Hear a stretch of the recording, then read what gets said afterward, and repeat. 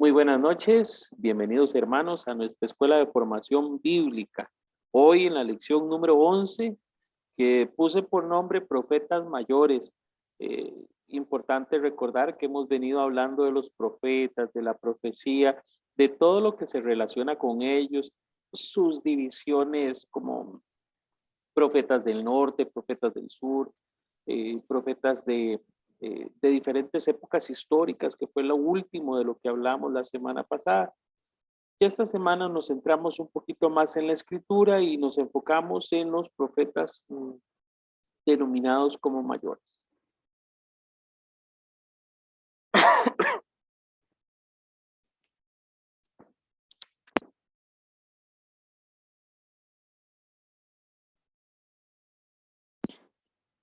Perdón. Vamos a continuar con nuestra oración. Hoy he querido traer una oración de San José de Calasanz y es una oración para el estudio. Les adelanto que es una oración muy amplia. Sin embargo, he querido coger un poquito al principio y otro poquito al final para, como lo venimos haciendo este año, ir incluyendo diferentes oraciones de santos o bien de la misma liturgia de la iglesia. Entonces les invito a que digamos juntos, en el nombre del Padre, del Hijo y del Espíritu Santo. Amén. Memorable y bendito educador San José de Calasanz, tú que sabes lo que es estudiar y rendir un examen, te pido que me des paz y me acompañes. Humildemente te ruego, intercedas ante el Señor y le solicites que sea mi guía y mi apoyo, que me dé el valor y la constancia necesarias para aprovechar cada minuto de mis estudios, que pueda reflexionar con calma lo que me enseñan. Amén. En nombre del Padre, del Hijo, del Espíritu Santo. Amén. Bien. Ahora que hemos hecho la oración, yo quisiera ir un poquito atrás.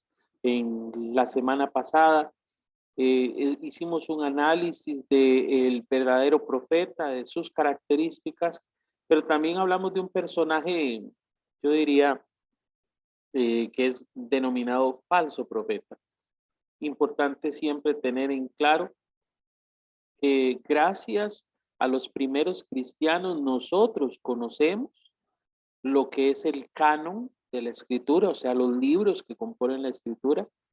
Fueron los primeros cristianos quienes se encargaron de designar o establecer cuáles libros sí y cuáles libros no se incluían en la escritura. Asimismo, en ese momento, los cristianos de la época, cuando les correspondió analizar el Antiguo Testamento, tomaron la traducción al griego, denominada la traducción de los 70 o la Septuaginta. Esta traducción, compuesta de 46 libros, que incluía los libros escritos en griego. Esto es importante porque cuando nosotros abordamos un estudio bíblico tenemos que tener referencia a dónde viene y hacia dónde va. Y es importantísimo ver esto porque hoy en día, cuando hacemos aseveración o la observación de un falso profeta, decimos que es aquella persona que se vale del texto, que puede ser un texto válido, como lo estamos viendo nosotros en la escritura, puede ser un texto perteneciente a la escritura, un pasaje incluso, pero el falso profeta siempre busca un beneficio para sí, busca un beneficio propio, no busca exaltar a Dios y la salvación de las almas, no, por el contrario, está buscando beneficiarse del mensaje, entonces lo utiliza como una herramienta para obtener lo que quiere. En la mayoría de los casos, el falso profeta dirá lo que los demás quieren oír, les dirá aquellas palabras que sabe que aplaudirán sus oyentes. En el tiempo en el que se escribieron los libros proféticos del Antiguo Testamento, a los profetas les correspondía la tarea incluso de anunciar la destrucción, de denunciar la corrupción de un pueblo y de animar a la conversión. Estamos conscientes que animar a la conversión es muy bonito, pero cuando se denuncia lo que está mal, es cuando se enfrenta incluso el peligro de la muerte, la persecución. Y por ende, una de las formas de identificar a los profetas verdaderos era también que tenían un mensaje claro, un mensaje que tenía como un propósito comunicar la verdad de Dios a su pueblo. Y es una verdad que vamos a encontrar en algunos de los libros que hoy analizaremos, muy cruda, muy dolorosa, pero que habla acerca de la realidad a la que se enfrentaban los profetas en su tiempo y poniendo su vista en el futuro animaban al pueblo a una conversión verdadera. Entonces, vamos a partir de acá, a partir de ese punto de la diferencia entre el verdadero y el falso profeta. Ahora bien, nuestro primer paso, el primer paso que vamos a dar es el que corresponde al profeta Isaías. De los profetas mayores, que son 4, es el primero. Entonces vamos a poner número 1, Isaías. Vamos a decir que este libro de Isaías se divide en 3 diferentes libros. El primer Isaías, del capítulo 1 al 39, el segundo del capítulo 40 al 55 y el tercero del 56 al 66. Los analistas de la Biblia afirman que el primer libro escrito corresponde propiamente a la autoría del profeta. Si bien es cierto, esto no dice que él lo escribió a puño y letra, pero sí sus agiógrafos hicieron el trabajo de escribirlo con la inspiración que Dios le daba. Ahora bien, el segundo y el tercer libro, según los estudiosos, se cree son posteriores, incluso posteriores a su muerte, pero que se añadieron al primero para completar toda esa historia del profeta Isaías, que es una historia en una época muy difícil, en una época compleja para el pueblo de Israel. Entonces, es importante que echemos un vistazo a esos detalles porque incluso si ustedes revisan sus Biblias, van a encontrar separaciones en los libros de del profeta Isaías. Yo les dejé una tarea la semana pasada. Les he dicho, háganme el favor y revisan en la Biblia, en la escritura, eh, la portada o la introducción que hay de los diferentes libros proféticos. No sé si en alguno de los casos de ustedes se dieron la tarea, por ejemplo, en el libro de Isaías, y si alguno me recuerda, perdón, lo que ahí decía. Buenas noches, profe. Buenas noches, adelante. Bueno, traté de hacer un resumen de lo del profeta Isaías, de la introducción, ¿verdad? Sí, señora. Lo que pasa es que es bastante amplio la introducción, ¿verdad? Dice muchos detalles. Correcto. Dentro de lo que pude ahí sacar, de Isaías, la misión de él estaba en destruir, edificar y plantar, decía. Y también decía que lo que iba a hacer Isaías era acelerar la historia de la salvación. Correcto. También, bueno, dentro de lo que pude leer, sí, la primera parte, como se divide en las secciones, los capítulos por los temas de las profecías. Luego, otra cosa que saqué del asunto del profeta Isaías, perdón, lo que dije perdón, de destruir es de Jeremías. De Jeremías. Ok. Sí, perdón.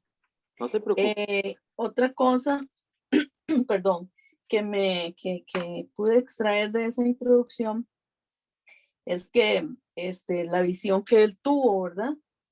Con unos, en el templo donde se guardaba el arca. Y él tuvo en ese momento, él quedó como suspendido en presencia de Dios, dice. Correcto. Perdón. Y él vio serafines y los serafines gritaban, santo, santo, santo. Ese es el Señor de los ejércitos. Y esto lo relaciono con el rezo del trisagio y también con el canto del santo, santo de la misa, ¿verdad? Cuando cantamos Correcto. el santo, santo. Bueno, y otras cosas más, pero Es que es muy extenso. Es bastante extenso. Muchas Sí, gracias, doña Magda, ¿verdad? sí, señor. Doña Magda, hay un detalle que usted mencionaba y bueno, le voy a decir, no está tan mal en comparación, por ejemplo, a Jeremías, porque ambos se parecen mucho en cuanto a que tienen que anunciarle al pueblo las consecuencias del castigo por su mal comportamiento. Entonces podríamos decir ahí que está bien, que incluso a ambos les correspondió esa tarea tan difícil. Yo Sí, tengo aquí la Biblia para que la vean. Por ejemplo, estoy usando la Biblia latinoamericana, este, edición pastoral. Y pese a que trae una letra muy pequeñita, en esta Biblia se hace una pequeña presentación de 1,5 páginas de lo que es el primer libro de Isaías. Interesante porque si ustedes están usando una versión latinoamericana y buscan propiamente el capítulo 39, van a encontrar esto, que finaliza el capítulo y queda una parte en blanco. Y si pasamos la página, vamos a encontrar la segunda parte, el segundo libro, bajo un título que dice Mensaje de Consuelo. Puede ser que algunas personas, oiga, profe, ¿y eso qué pasó? Bueno, propiamente se subdivide los 3 diferentes libros, el mensaje del primer libro como un anuncio que dice propiamente la introducción, permítanme que les lea así brevemente, dice, Israel sabe por qué tiene libros y por qué los ancianos se lo cuentan a sus hijos, que Yahvé su Dios es el Dios de los dioses. Los israelitas suben a Jerusalén para ofrecer sacrificios y siguen las costumbres religiosas de sus mayores.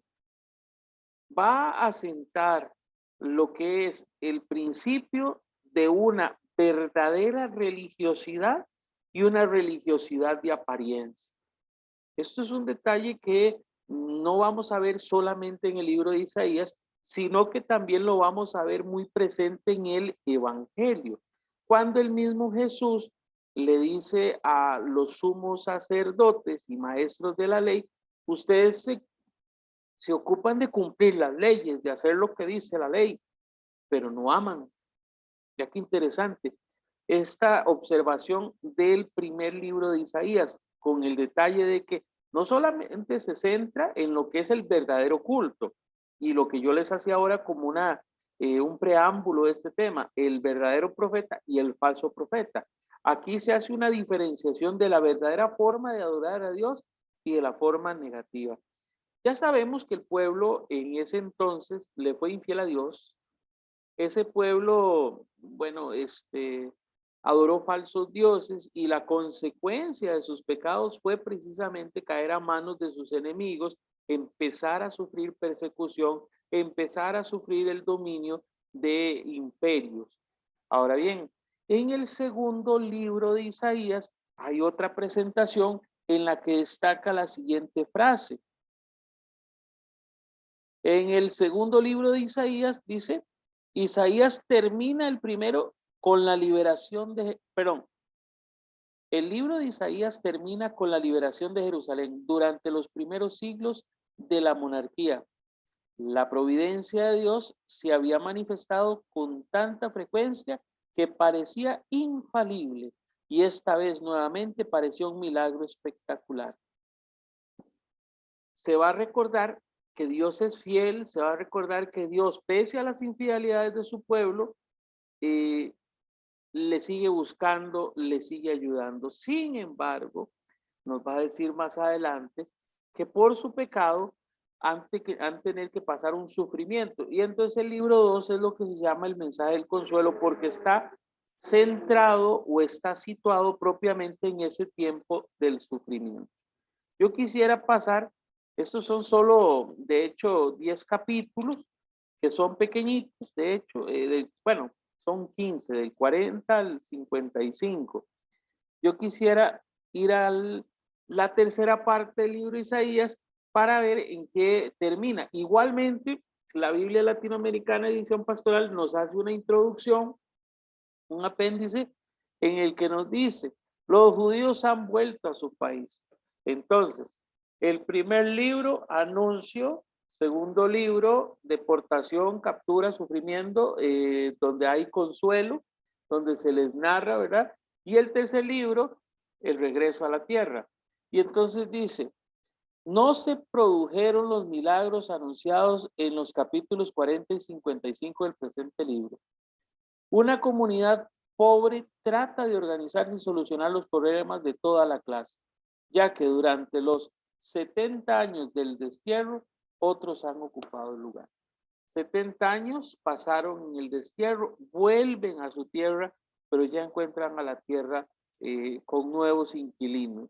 Y entonces vuelve otra vez la profecía a hablar acerca de la actitud de obediencia y ayuno que hay que tener hacia Dios para pedirle a Él que les ayude a recuperar el terreno que han perdido. Y termino diciendo lo que dice el profeta Isaías en el capítulo 66, específicamente en el verso 7, que es el nacimiento de la nueva Jerusalén. Si nosotros le echamos un vistazo a esta lectura y a lo que nos propone el Apocalipsis, nos daremos cuenta que hay elementos simétricos o parecidos. Y aquí yo voy a decir, bueno, algunos datos biográficos. Nació Isaías en el 765 antes de Cristo.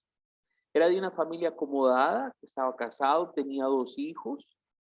Se cree, ¿verdad? Recuerden que estos datos son a partir de lo que se encuentra en los documentos históricos. Sus profecías atañen a Jesús de forma directa. Les he dicho que incluso cuando Jesús llega a la sinagoga y abre los rollos para hacer la lectura, lee precisamente Isaías 41. Profetizó bajo 3 reinados. Ahí en la presentación yo puse Osías, pero ese es el rey que estaba vigente cuando él nace. Sin embargo, vamos a decir que su profecía es con Jotam, con Ahaz y Ezequías, los 3 reyes de Israel posteriores. Vean ustedes, duraban menos los reyes que los profetas, o sea, prácticamente hubo un profeta para 4 reyes.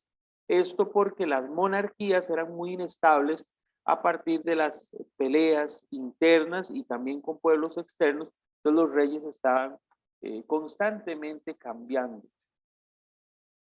Vamos a establecer aquí un paralelismo. Bueno, Isaías en el capítulo 40 anuncia la venida del Mesías. Y yo quisiera aprovechar este momento para hacer esa lectura porque hemos dicho, ¿verdad?, que esta es propiamente el libro número 2 de Isaías. Y empieza diciendo de la siguiente forma. Una voz clama, abran el camino a Yahvé del desierto, en el desierto, en la estepa tracen una senda para Dios. Todas las quebradas serán rellenadas y todos los cerros y lomas rebajados, que se aplanen las cuestas y queden las colinas como un llano, porque aparecerá la gloria de Yahvé y todos los mortales a una vez verán a Yahvé, que fue el que habló. Palabra de Dios.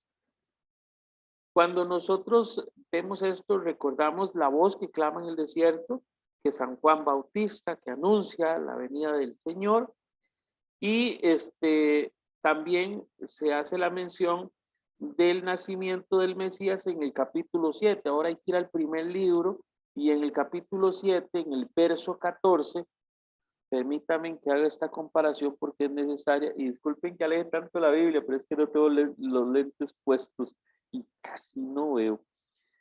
Dice, capítulo número 7 de Isaías, verso 14.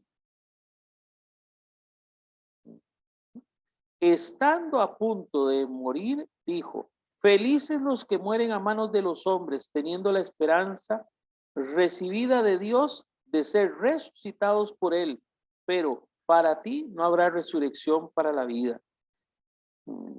Ay, perdón, me equivoqué. Profe, disculpe. ¿Sí? No, es que no me calzó. Sí, no, permítame. Te hago un favor, pásame los archivos. No veo. Es que no, definitivamente ya Perdón. empecé mi canción y estoy viendo otra cosa, Disculpe. perdón.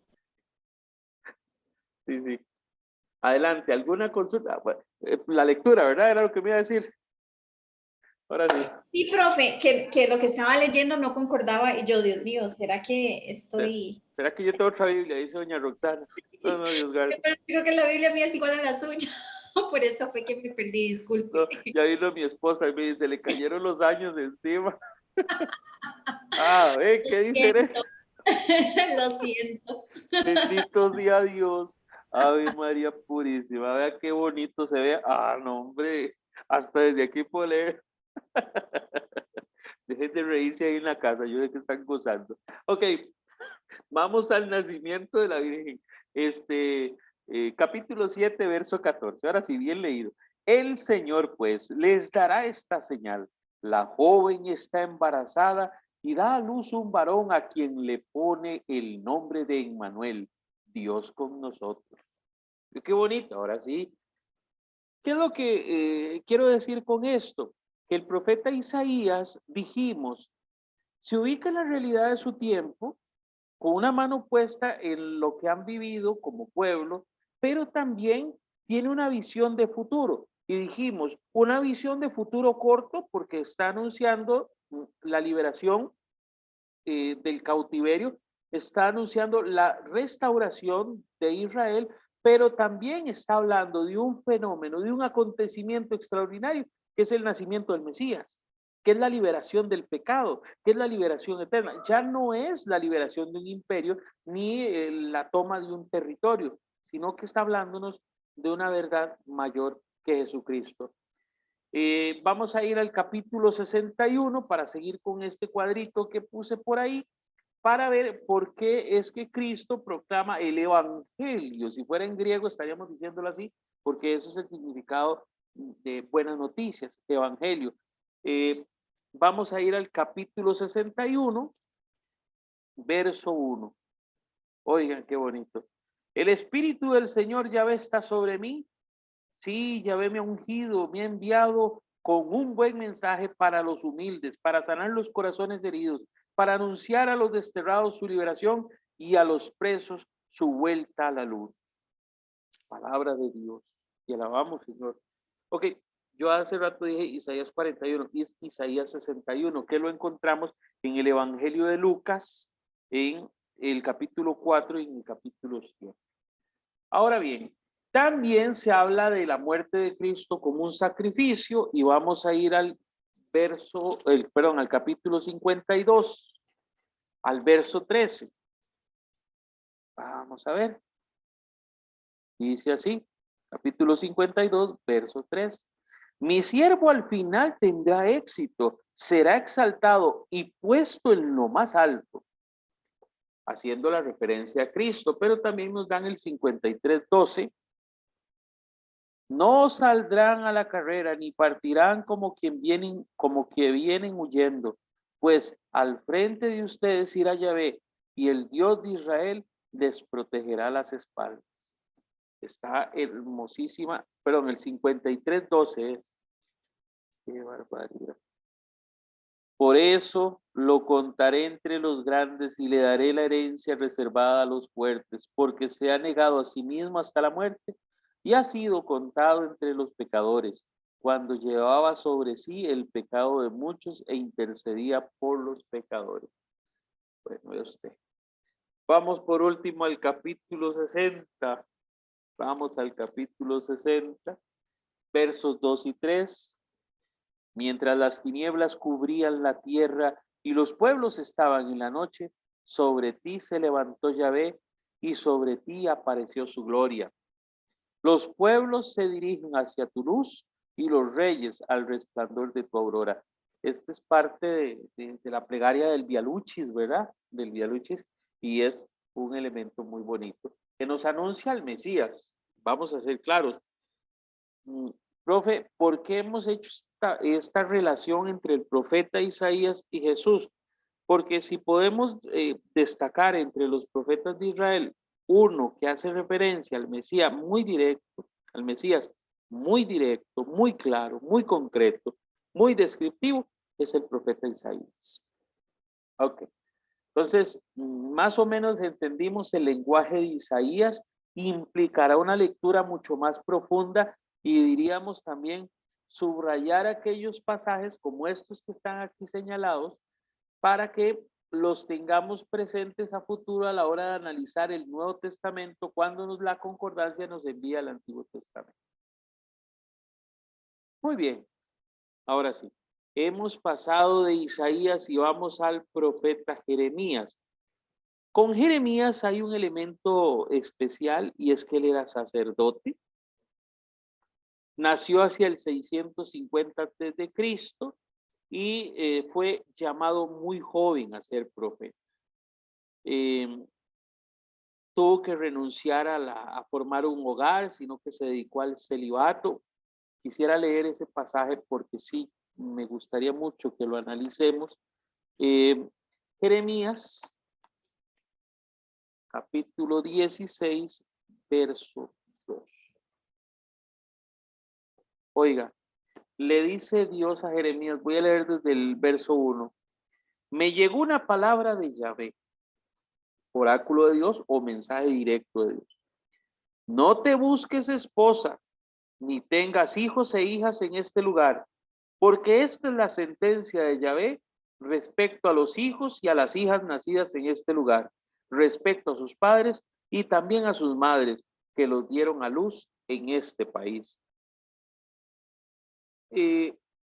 Creo que la visión que se quiere dar es que el pueblo de Israel había empezado a mezclarse con otros pueblos.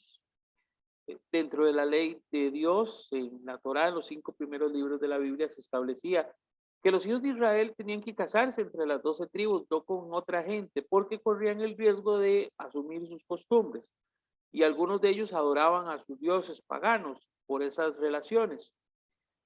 Al pedirle Dios, vamos a decirlo así, el celibato a Jeremías, lo que está diciendo es que Dios es el esposo eterno del pueblo de Israel. Dios es el esposo eterno. Y les está diciendo en pocas palabras, no necesitan ir a otros dioses porque me tienen a mí. Recuerden que la figura del profeta es también una especie de símbolo que utiliza a Dios mismo para referirse al pueblo, para dirigirse a él. Ahora, con respecto a la personalidad de Jeremías, en el verso 1, capítulo 1, verso 10, se hace una mención de su temperamento que es válido resaltar. Vamos a leerla para poder comprender este detalle. Dice así, capítulo 1, verso 10. En este día te encargo los pueblos y las naciones, arrancarás y derribarás, perderás y destruirás, edificarás y plantarás. Dios le da una tarea muy difícil a este profeta, a Jeremías. Es un profeta que tiene de frente una tarea enorme. Algunos datos históricos, vamos a entender que como hombre de la época, de familia sacerdotal, y ahora que ya entendimos incluso llamado al celibato, tiene una tarea de anunciar el sufrimiento. Decía doña Magda al principio, anunciar destrucción. Es como ser portador de malas nuevas, es algo tal vez feo. Es algo que tal vez genere entre las personas, ¿por qué no?, aversión. Vamos a decir que propiamente y de la mano con el libro del profeta Jeremías aparece el libro de las Lamentaciones, que se dice también fue acuñado por Jeremías. Los dos temas dominantes dentro de su mensaje son la definición del verdadero yavismo, o sea, ser un verdadero creyente en Yahvé, y el anuncio de las guerras inminentes. Vamos a ver en este libro de las Lamentaciones cómo describe él las terribles condiciones que vivieron después del exilio, en el sufrimiento. Vamos a decir que si el libro de Jeremías anuncia el sufrimiento, las Lamentaciones son ese grito en medio de la aflicción del pueblo. Entonces vamos a ir a las lamentaciones lamentaciones de Jeremías para poder echar un vistazo a lo que nos dice propiamente el profeta.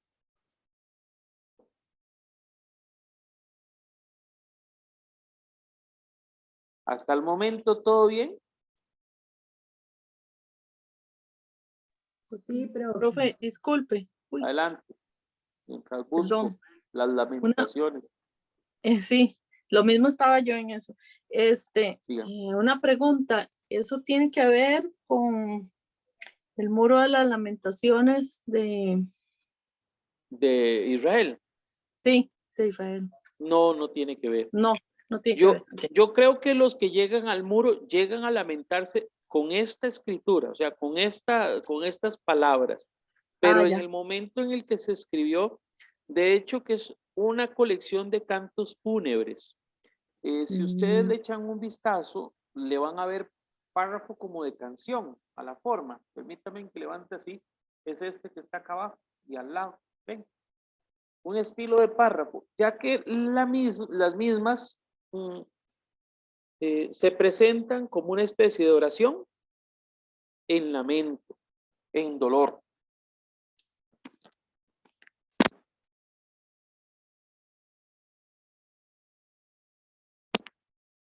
Vamos a ver.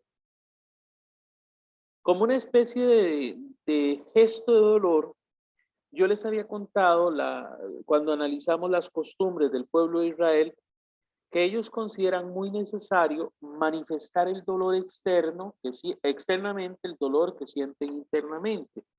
Y que incluso leemos en la Biblia que algunos, como muestra de dolor, se rasgan las vestiduras. Yo les había contado a ustedes que incluso algunos se arrancan el pelo para demostrar su dolor, su luto, su duelo.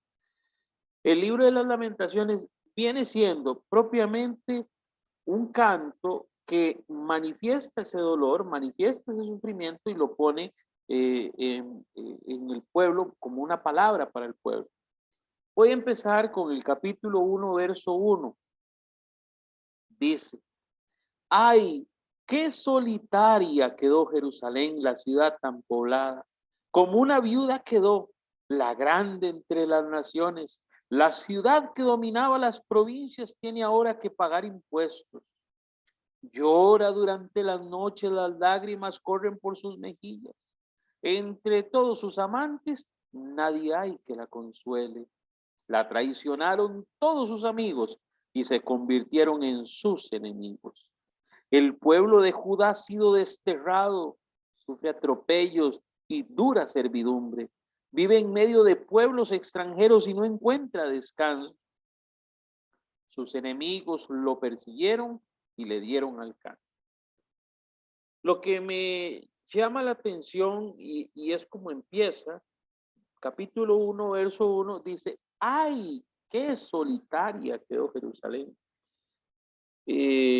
Yo les diría que ese ay es casi un quejido, ¿verdad? Ese es el lamento. Y recuerden que la comparación de Jerusalén con la esposa de Dios, que le es infiel a Dios con otros, que ahora que está sufriendo no están sus dioses paganos, no están aquellos con los cuales traicionó a Dios para ayudarla. Es el recordatorio que hace Jeremías por medio de este momento. Nosotros incluso al leerla, el libro de las lamentaciones, encontramos propiamente los cantos enumerados como primera lamentación, segunda lamentación, tercera lamentación, cuarta y hasta quinta lamentación. Son 5 cantos que resumen propiamente el dolor del pueblo. Ahora, ¿podemos encontrar similitudes entre ellos? Sí. Por ejemplo, el canto número 2 igual empieza diciendo, ¡ay! Pero en este caso dice, ¡ay! ¿Cómo ha oscurecido en su cólera? Vamos a ir al número 3. En este cambia. Yo soy el hombre que ha visto la miseria bajo el látigo del furor de Dios. Oiga, qué fuerte. Y utilizan el término yo soy. En el 4 pregunta, ¿cómo se ha empañado y deteriorado el oro más puro, como una pregunta, y el cierre es yo diría, el más lapidario, porque empieza proclamando: Yahvé, acuérdate de lo que nos ha pasado, mira y ve nuestra humillación. Estamos tendidos, estamos derrotados, es lo que dice ese pueblo. Y es que en el lenguaje profético o en el lenguaje de estos cantos fúnebres hay que reconocer el dolor, que es producto del error. Y esa es la parte, yo creo, en la que los profetas nos abren el entendimiento. No es solamente un profeta que está mirando hacia atrás, porque ahí incluso yo lo puse en la presentación. Mira hacia atrás más que adelante. ¿Por qué? Porque se basa o estructura su mensaje en acusar al pueblo por su infidelidad. Sí, hay otros profetas que miran como Isaías más hacia adelante, más hacia el futuro, más hacia el Mesías que viene. En el caso de Jeremías y en el de su libro de Lamentaciones, vamos a decir que es la mirada más crítica del sufrimiento. Por ejemplo, el otro día yo escuchaba en las noticias a la directora del INAMU, que hacía referencia a los videos donde se ven mujeres peleando, ahí luchando, como una lucha campal ahí tremenda, que se han puesto de moda esos videos y los suben a las redes sociales, y entonces salen las señoras allá en Punta Arenas agarradas como 4 o 5 hasta que por fin las separan. Bueno, es todo un desastre.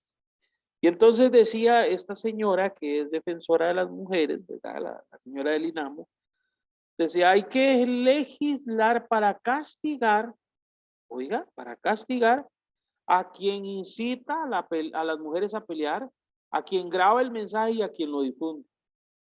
Y yo decía, por Dios santísimo, qué feminismo más radical. No se está dando cuenta que esas mujeres se están dando de golpes. O sea, el problema no es que las señoras se estén dando de golpes, el problema es que alguien las grabe, que lo publique. Ese es el problema. Y entonces yo casi que esperaba oírla decir: debe ser algún macho patriarca que graba eso para humillar a la pobre mujer. Casi faltó algo así, ¿verdad? Yo creo que es un poco desafortunado porque es como no mirar el problema. Sí, hay un problema en que se grabe y se publique estas escenas que son vergonzosas, igual si fuesen dos hombres.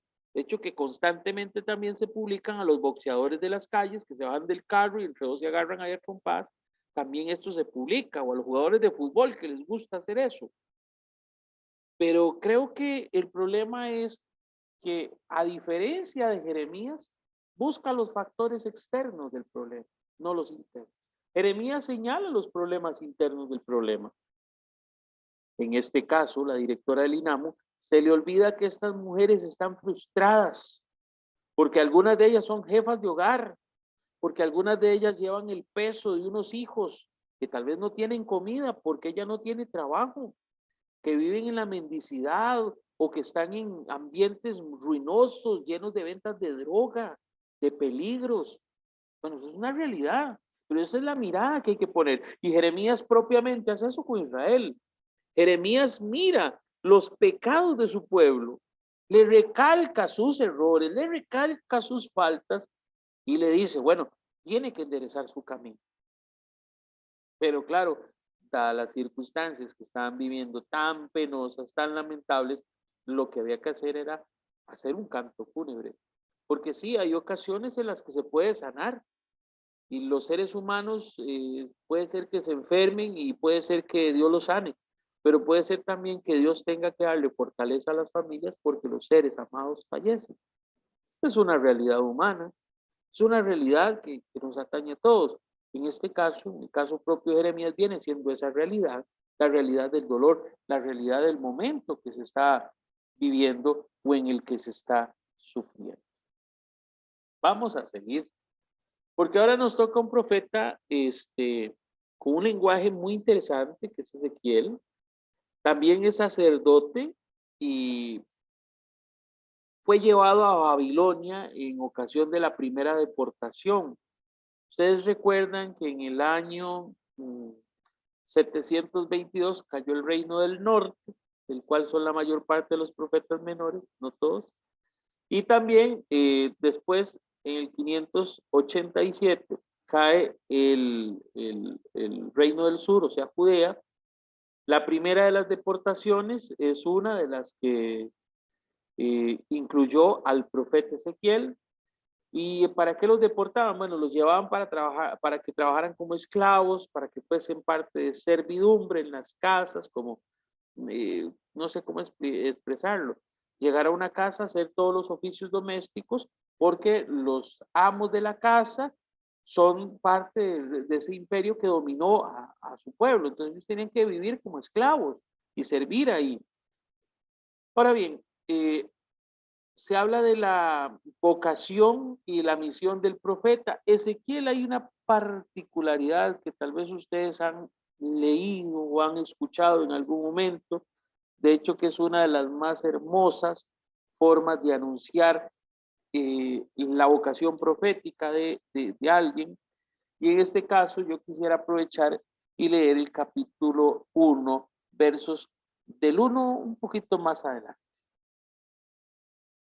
El año 30, el día 5 del cuarto mes, encontrándome entre los desterrados a orillas del río Quebar, se abrió el cielo y contemplé visiones divinas. El día 5 del mes, el año 5 de la deportación del rey Joaquín, la palabra de Yahvé fue dirigida al sacerdote Ezequiel, hijo de Busí, en el país de los caldeos a orillas del río Quebar. Y viene así, resaltado. Verso 3. Yahvé puso su mano sobre mí. Yo miré un viento huracanado, venía del norte. Vi una gran nube en medio de ella, un fuego ardiente irradiaba luz, y el centro era como de metal incandescente. En medio del fuego había 4 seres vivos. Tenían la misma forma. Cada uno tenía 4 caras y 4 alas. Sus piernas eran rectas, con pezuñas como las de buey, brillaban como el bronce pulido. Bajo sus alas, en los 4 costados, tenían manos de hombre. Las alas de los 4 se tocaban unas con otras. Al andar, no se volvían a ningún lado, iban derecho, siguiendo una de sus caras. Lo que estamos viendo es la descripción de seres celestes, vamos a decirlo así. Normalmente los chiquillos me preguntan, profe, ¿esos son querubines, serafines o potestades, que es como se les llama? Bueno, son serafines, como lo describe Ezequiel. Sin embargo, yo le digo a los chiquillos, no se concentren tanto en los relatos fantásticos, maravillosos del profeta. Más bien, les digo yo, busquen en esos relatos, en esas historias propiamente, en lo que nos dice el profeta, cuál es la voluntad que Dios tiene para nosotros, ¿verdad? Y entonces aquí es donde le damos clic a la imagen, porque vamos a decir que en primera instancia, hay 3 tiempos ahí definidos. Denuncia de Judá y de Jerusalén. Estos oráculos son los que corresponden a los años 593 y 587, años anteriores a la destrucción de Jerusalén. En el 587-86, recuerden que estos números son variables, se dio la destrucción de Jerusalén y del templo que había construido Salomón. Esto es importantísimo para el pueblo porque el templo es el centro de adoración a Dios, donde se encuentra con Dios. Por medio del trabajo que hacen los sumos sacerdotes, ahí se encuentran con Dios. Precisamente en el capítulo 4, verso 24, dice lo siguiente.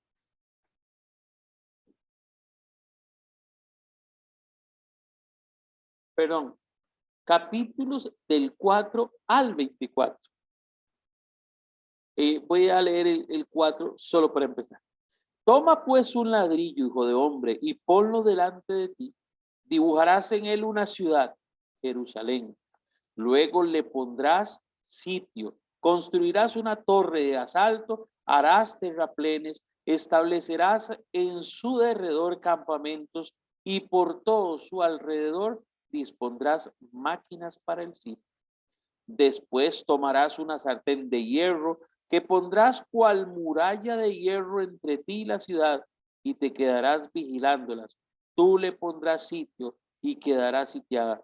Esta será una señal para la casa de Israel. El sitio, es importante que lo definamos, es una de las tácticas militares que se usaba en los tiempos en que se escribió el Antiguo Testamento, que consistía en, recuerden que las ciudades normalmente estaban amuralladas, protegidas por una muralla. Dentro de la ciudad vivían la mayoría de las personas del reino. Había otros que vivían fuera porque eran los pastores, los que vivían recogiendo los frutos del campo, los agricultores y demás. Esos vivían fuera de la ciudad. Pero cuando eran asediados por un enemigo, el enemigo los rodeaba y no dejaba entrar ni salir nada. Eso es lo que llamamos un sitio. ¿Qué pasa? Después de un mes de sitio se acababa, no sé, el arroz y los frijoles y no había dónde irlos a traer. Y se acababa en algunos casos el agua porque no tenían pozos suficientes o había sequía. Algunas de las ciudades tenían pozos, tenían sus propios plantaciones adentro, pero no todas lograban ser tan grandes. Imaginen ustedes qué ciudad más grande para tener todo eso. La mayor parte de las ciudades, y como la de Jerusalén, tenían un muro que las protegía, pero cuando llegaba el enemigo los asediaba de esa forma. Incluso de Jerusalén se dirá de uno de los grandes asedios que deseaban comerse a sus hijos. O sea, era tal el hambre que les asediaba que deseaban comerse a sus hijos. Incluso mojaban el cuero, lo hervían para tomarse eso como una especie de sopa. Porque la desesperación de un asedio de este tipo, de un sitio, es que se acaban los recursos y no hay forma de irlos a traer. Y si abren las puertas, el enemigo entra. Entonces la única forma de mantenerse vivos es quedarse ahí. Es precisamente esta la denuncia que hace Ezequiel con respecto a la infidelidad del pueblo. Vienen otros oráculos contra las naciones que han sido la causa de la infidelidad del pueblo de Israel, de los capítulos 25 al 32. Son contemporáneos a los, quiere decir que se escribieron en la misma fecha de los anteriores o en el mismo tiempo. Aquí me gusta también detenerme porque es importante reconocer que el pueblo de Israel, si bien es el pueblo de Dios, también era tentado por otros pueblos a adorar falsos dioses. Recuerden que el pecado mayor de Israel siempre fue ser infiel a Dios. Yo quisiera pasar al capítulo 25 para leer un pequeño fragmento de esta profecía en contra de las naciones extranjeras, que también son culpables, no solo del asedio, sino también de la corrupción del pueblo de Israel. Nuevamente Ezequiel dice, se me comunicó esta palabra de Yahvé, hijo de hombre, vuélvete hacia los amonitas y profetiza contra ellos. Dirás esto a los hijos de Amón, de parte de Yahvé. ¿Te reías mucho cuando mi templo fue profanado? Cuando la tierra de Israel fue devastada y el pueblo de Judá partió a la cautividad. Pues bien, por eso te voy a entregar en manos de los hijos del oriente. Vendrán a acampar en tu tierra. En ella instalarán sus tiendas, comerán tus frutos y tomarán tu leche. Este es el inicio del anuncio del castigo de las naciones. Los amonitas son uno de ellos. También se hacen menciones específicas contra los reyes. Por ejemplo, el rey de Tiro le dice, me llegó una palabra de Yahvé, capítulo 28. Hijo de hombre, háblale al príncipe de Tiro, le dirás esta palabra de Yahvé. Eres muy engreído, te consideras un dios en su residencia divina, en medio de los mares. ¿Te vas a hacer pasar por Dios? tú que eres hombre y no Dios. Tú eres seguramente más sabio que Daniel y ningún misterio te quedó grande. Tienes inteligencia, has sabido actuar y te ha llegado la riqueza, el oro y la plata. Han repletado tus cofres. Empieza a profetizar en contra del rey de Sidón, como diciéndole, ¿usted se cree que es así como dice aquí en Costa Rica? Como la última chupada del mango, o no sé, la última Coca-Cola en el desierto. La profecía es lo que Yahvé le comunica a Ezequiel para que le anuncie propiamente a estas naciones, capítulos del 25 al 32. Y en la tercera parte leemos, a partir de la consumación de la catástrofe del año 587, o sea, la destrucción del templo, su predicación se convierte en un mensaje de aliento. En los capítulos 33 al 39, prometiendo al pueblo la restauración. Vamos a echar un vistazo a esas promesas de restauración en el 33. Nuevamente dice Ezequiel, se me dirigió la palabra de Yahvé. Hijo de hombre, dirás esto a los hijos de mi pueblo. Les dirás, cuando hago que caiga la espada sobre un país, la gente de ese país eligen a alguien de entre ellos y lo ponen para que vigile. Si ve que la espada amenaza al lugar, toca el cuerno y le avisa al pueblo. Si alguien oye el sonido del cuerno y no toma en cuenta el aviso y llega la espada y lo corta, él es responsable de su muerte. Ya le había avisado a los pueblos extranjeros y a los reyes paganos que se habían metido con la niña de los ojos de Yahvé, con el pueblo de Israel, ¿verdad? Y entonces, claro, Ezequiel ahora empieza a decir, bueno, prepárense pueblo porque vamos a tener libertad, vamos a tener una superación, Dios nos va a liberar, va a romper las cadenas. Y es a partir del capítulo 40, vamos a ir hasta allá para poder seguir, cuando se nos habla de la nueva Israel o la nueva Jerusalén, que dice así, era el comienzo del año 25 de nuestro exilio, el 10 del mes, 14 años después de la caída de la ciudad. Ese día, la mano de Yahvé se posó sobre mí y me llevó. Mediante visiones divinas me condujo al país de Israel y me depositó en una montaña muy alta. En la ladera me pareció ver las construcciones de una ciudad. Me llevó para allá y vi a la entrada un hombre que parecía de bronce. En su mano tenía un cordel de lino y una vara para medir. Ese hombre me dijo, hijo de hombre, mira bien, escucha con todos tus oídos y pon mucha atención a todo lo que te voy a mostrar, pues para eso te he traído hasta acá.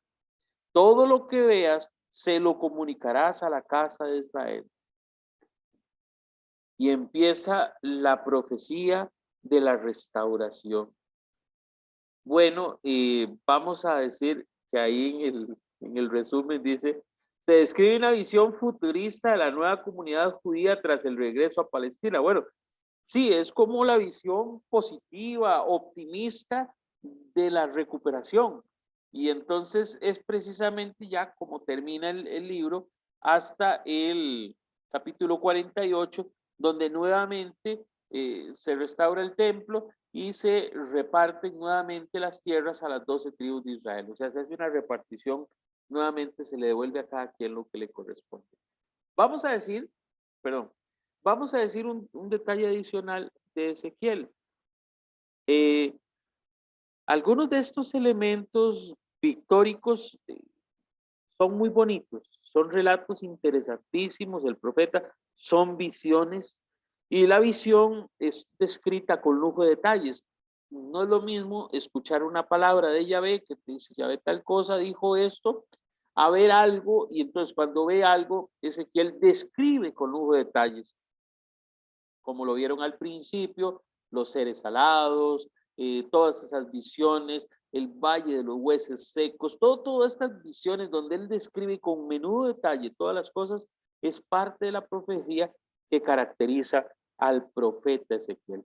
Y bueno, eso es también algo que hay que tener en cuenta en el análisis del mismo. Vamos a seguir. Ya estamos casi terminando y sí, yo estaba viendo el tiempo que vamos volando y es que hoy he leído un poco el texto bíblico, pero es que qué pena, ¿cómo no hacerlo? Vamos a ir a Daniel, es profeta que nace en Jerusalén, fue deportado a Babilonia también en el año 536, que es la segunda deportación. Dijimos que Ezequiel estuvo en la primera deportación. En la segunda está Daniel y es un chiquillo como de 17 años cuando se lo llevan. Y como el chiquillo era muy inteligente, era muy sabio, sabía muy bien las tablas de multiplicar y todo eso, se lo llevaron para el templo, perdón, para el palacio, a servirle al rey. Recuerden que como los llevaban de esclavos, según sus competencias, así les designaban los lugares. Él es famosísimo por las historias del Foso de los Leones. Y vamos a ver, ¿quién se acuerda el nombre del rey que tenía cautivo a Daniel? ¿Quién recuerda el nombre del rey que tenía cautivo a Daniel en Babilonia? Es un nombre larguísimo. El que empieza con Ajá. es que tiene un nombre muy largo. Ok, vean la filmina que tengo ahí Nabucodonosor, enfrente. llama. Nabucodonosor. Abajo dice en la presentación Nabucodonosor. Nabucodonosor, qué nombre más largo. Por si quieren ponerle un chiquito, yo a Nacho le hubiera puesto Ignacio Nabucodonosor Leitón Torres, pero muy largo, ¿verdad? Mejor solo Nacho. Vea qué vacilón. Hay algo interesante. El rey Nabucodonosor es un rey pagano. Ah, por cierto, en la película Matrix, una de las naves que utilizan se llama Nabucodonosor, de hecho, y ahora lo recuerdo, es un pasaje ahí. Claro, ya en esta época uno le dice a los chiquillos, Matrix, y ellos no saben nada qué es eso, ni lo han visto esa película. Y si uno les dice, dicen que es muy vieja ya, ¿verdad? Prefieren ver otras. Bueno, vamos a ser claros en esto. Las visiones de Daniel son extraordinarias, sus profecías, pero lo son más, y ahí vamos a decir los milagros que acompañan al profeta. ¿Por qué? Porque, bueno, Daniel se caracterizaba por su sabiduría, por su bondad, por su lealtad a Dios. Y bueno, cuando los enemigos del palacio lo veían adorando a Dios, iban y le decían al rey, mira, es que está adorando a su Dios y no está adorando a tus dioses. Haz una ley que el que no adore a los dioses lo echan al foso de los leones. Y efectivamente el rey era como muy maleable. Y entonces siempre le hacía caso a esas malas voces y ponían aprietos a Daniel. Daniel se mantenía firme, él obedecía a Dios y decía, bueno, si yo tengo que ir hasta allá, bueno, iré. Y nosotros vemos, por ejemplo, interpretando sueños del rey Nabucodonosor, Daniel tiene ese don de interpretar los sueños. Claro, no con la misma fortuna que tuvo José en Egipto, que lo pusieron de segundo al mando, sino en este caso sigue estando ahí. Sin embargo, empieza interpretando los sueños del rey Nabucodonosor y aquellos que son enemigos de él, que sienten envidia, porque Nabucodonosor lo abrazaba, decía, ¿dónde está mi chiquito israelita? Y lo quería mucho, ¿verdad? Por todos esos trabajos que hacía como interpretar sus sueños. Se ven complicaciones y la primera de ellas fue que lo echaron en un foso lleno de leones y tenía que morir. Dice la historia que cuando al día siguiente Nabucodonosor se levanta, va corriendo, vamos a poner acá, Nabucodonosor va corriendo al foso de los leones y se asoma para buscar a Daniel. ¿Y cuál es la sorpresa? Bueno, la sorpresa es que Daniel está con esos leones como si fuesen mansos gatitos ahí acomodados. De eso han hecho muchas pinturas muy bonitas. Mira, lástima, no puse ninguna porque hubiese sido muy didáctico, ¿verdad? Es que esta presentación la hice como muy básica. Ahora bien, Importante entender también que la lealtad que tiene Daniel a Dios va a traerle problemas. Incluso en otra ocasión, él y sus amigos son condenados a ir al foso, pero en este caso ya no de leones, sino a un foso donde hay fuego, ¿verdad? Y entonces sus tres amigos y él son metidos al foso para que sean quemados y calientan el horno. Es un horno muy caliente, le meten más fuego y hay un lugar por donde pueden ver ahí como una ventanita ahí para ver a los que se queman en el horno. Y entonces, todo lo contrario, le dicen al rey, es que alguien se metió con ellos y ahí están todos contentos, alabando a Dios, metidos con ese señor que está ahí, un ser celeste. Bueno, lo que dice el libro de Daniel es que es el ángel Gabriel, el mensajero de Dios, que se le presenta a él. Y en este caso aparece un ángel en medio de ellos en el momento en el que estaban ardiendo y evita que se quemen. Nuevamente el rey dice, apaguen por favor el fuego, eh, detengan esta tortura o este ataque, y ahí está al final. Reconoció que el Dios de Israel era un Dios verdadero. Recuerden que ellos eran politeístas y no creían en el Dios de Israel. Después de ver estos fenómenos tan extraordinarios, Nabucodonosor da un reconocimiento al Dios de Israel como un Dios verdadero. Capítulos del 1 al 6, las más famosas historias. Del 7 y siguientes hay un giro, un cambio, ya no cuenta más historias, sino que se proyecta al futuro y empieza a hacer profecías que se relacionan al final de los tiempos. Yo les había dicho que no solo el Apocalipsis tiene un lenguaje apocalíptico, el libro de Daniel tiene un lenguaje apocalíptico. Desde el verso 1, desde el capítulo 1 hasta el último. Es un lenguaje apocalíptico porque utiliza símbolos, figuras, imágenes, que son representaciones para tratar de explicarnos la bondad de Dios. Pero más aún decimos, y ahí viene señalado, estas profecías que aparecen coinciden con el Apocalipsis escrito por Juan aproximadamente, vamos a ver,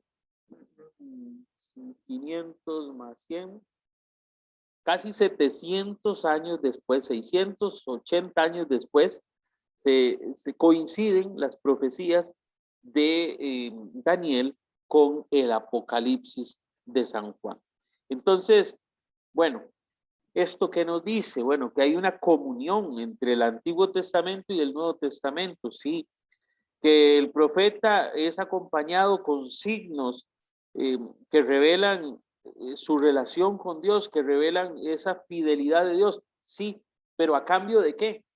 No es gratis. Y aquí es donde viene la parte predicativa.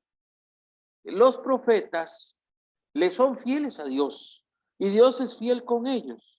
Los profetas en ocasiones tienen que denunciar lo que está mal y caer mal, pero Dios está con ellos y Dios lo demuestra.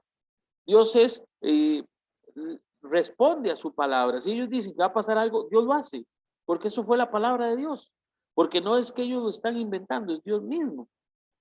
Y ahí es donde está el gran peso, y repito, como lo hice al principio, del verdadero profeta, de aquel que es tomado por Dios para cumplir su misión, para hacer llegar a los demás ese anuncio que en ocasiones es denuncia y acusación, exhortación fuerte, pero que es con el fin de la salvación. Todos los profetas le anuncian al pueblo castigo y sufrimiento para buscar de ellos una conversión en aras de su salvación. Y yo les aseguro que muchos de esos hombres de esas épocas que sufrieron tanto en esas deportaciones, en esos cautiverios, en esos sitios, son hombres y mujeres que alcanzaron la salvación porque pasaron por un proceso de tribulación producto de sus desvíos, producto de sus adoraciones a los falsos dioses, algunos, no todos, pero Dios, recuerden, es fiel y respeta esas realidades. Y el hombre es así. Dios le da la libertad incluso de portarse mal, porque Dios lo hizo libre.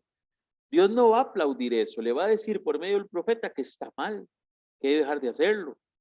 Pero espera Dios que este profeta sea la voz de él en la tierra y que los hombres al escucharlo decidan cambiar. Muchos cambian, muchos abandonan sus malas conductas y se convierten. Otros, como en el pueblo de Israel, en este caso, vemos que hay castigos inminentes que le sobrevienen. Entonces entendemos que el profeta tiene esa tarea. Bueno, estos fueron los 4 profetas mayores del Antiguo Testamento. Los profetas menores van a ser la próxima semana. Yo les había dicho que lo iba a hacer esta semana, pero me he de confesar con ustedes, siempre que hago los profetas mayores y menores juntos, los menores termino leyéndolos en carrera, porque no me da tiempo. Vean ustedes, apenas me dio la hora para abordar a los 4 profetas mayores. Bueno, obviamente nos faltan todavía un gran número de profetas, sin embargo, tienen mensajes mucho más concretos, sus libros no son tan amplios, no requieren un análisis tan profundo, porque las temáticas son muy específicas, entonces va a ser mucho más sencillo poderlos abordar. Hasta acá, ¿alguna pregunta, alguna duda con respecto a estos profetas mayores? Que recordamos se les llama así porque son los que más escribieron o de los que más se escribió. Profe, yo tengo una consulta. Adelante. Me llama mucho la atención que Daniel se ha incluido dentro de los profetas mayores. No sé cuál sea la razón. Sí entiendo la diferencia entre profeta mayor y profeta menor. No sé, pienso en que, por ejemplo, Oseas tiene la misma cantidad de ¿cómo se llama? De capítulos, gracias. Tiene 14, igual que Daniel. Zacarías también tiene 14, entonces no sé, como que... Y es el último, de hecho, porque ya después de Daniel sigue Job, ¿verdad? Correcto. Entonces, no sé por qué fue incluido, o no sé si usted sabe por qué fue incluido dentro de los profetas mayores. Sí, sí, hay un elemento que es importante. Y bueno, vamos a decir que el primer elemento es el volumen, ¿verdad? El tamaño.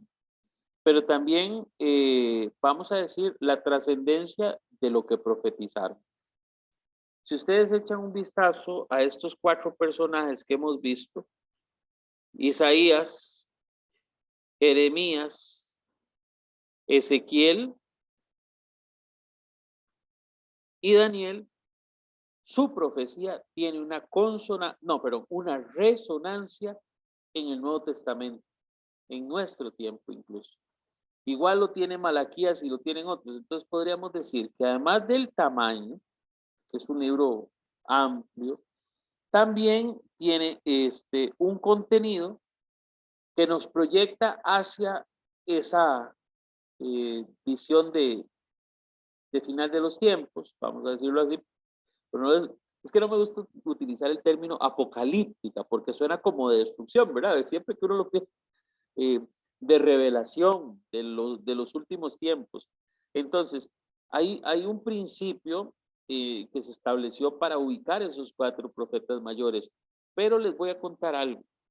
No es una definición dogmática, no hay una bula papal que diga que son los 4 profetas mayores, son los historiadores y estudiosos de la Biblia los que los han definido como tal.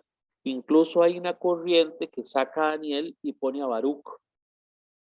Baruch lo pone en lugar, como profeta mayor, en lugar de Daniel. Y usted me dirá, ay, pero ¿cómo va a ser Baruch si Baruch es una cosita ahí pequeñito, si lo vamos a ver la otra semana? Pero les voy a explicar por qué también lo visualizan como un profeta mayor.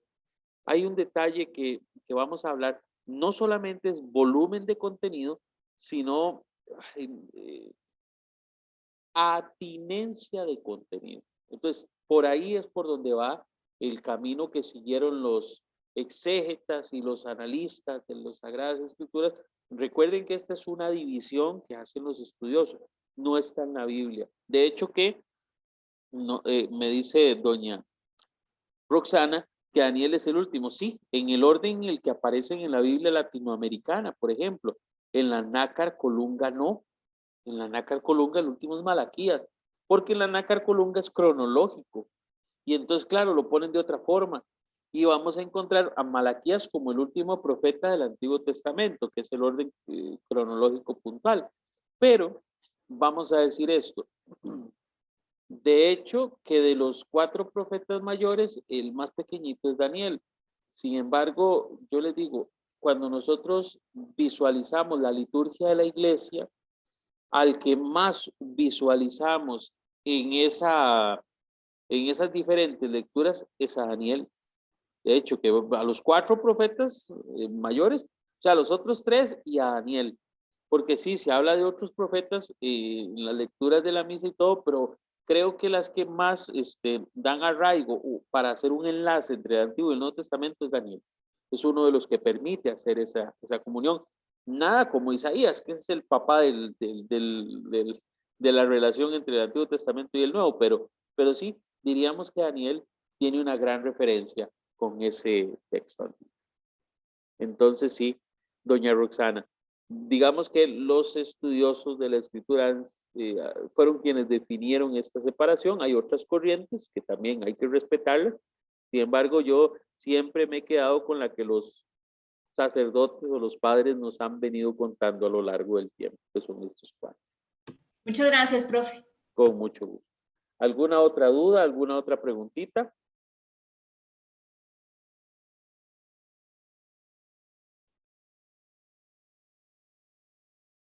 Muy bien. Bueno, antes de pasar a la oración final, quiero invitarles a que tengamos presentes en nuestras oraciones a las personas que están enfermitas, especialmente aquellos que están enfermitos por COVID.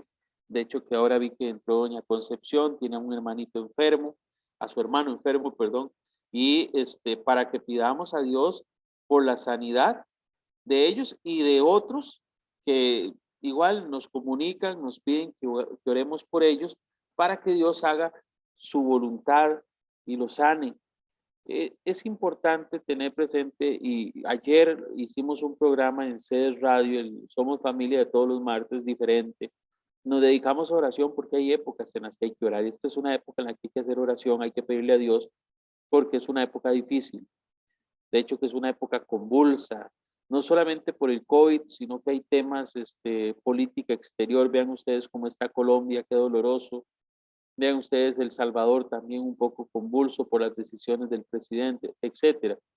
Yo les invito a que hagamos nuestra oración, que asumamos una actitud de oración, que empecemos a pedirle a Dios constantemente para que se restaure la paz en nuestro país, en el mundo entero, y que este flagelo del COVID por fin empiece a retroceder y disminuyan los casos.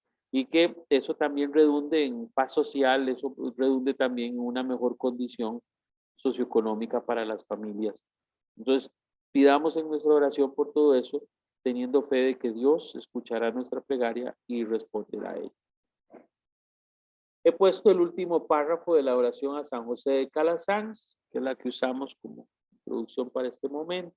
Digamos, en el nombre del Padre, del Hijo y del Espíritu Santo. Amén. San José de Calasanz, bienaventurado. Por último te imploro me asistas y protejas en esta vida. Enséñame a imitar tus dones de caridad y paciencia, de amor, bondad y entrega con mis semejantes, para llegar a merecer las recompensas eternas. Por Jesucristo nuestro Señor. Amén. Amén. Hacemos un silencio y pensamos en las personas que están enfermas. Pensamos en aquellos países que están sufriendo, vamos, Colombia, la India, todos aquellos que están en este momento sin hogar, sin trabajo, sin comida. Y recordando esas promesas que hace Dios a los profetas, digámosle a Dios que confiamos en Él, confiamos en su providencia, confiamos en su ayuda, confiamos en que Él haga una cirugía en este mundo para extirpar tanta maldad, para extirpar todo aquello que es malo, para que pueda rejuvenecerse y recuperar la fuerza, la salud del mundo entero. Confiemos en la bondad de Dios, en su fidelidad, en su cariño, en su misericordia para con nosotros, para con nuestro país. Hoy y siempre y por los siglos de los siglos. Amén. En nombre del Padre, del Hijo y del Espíritu Santo. Amén. Muy bien, vamos a detener la grabación.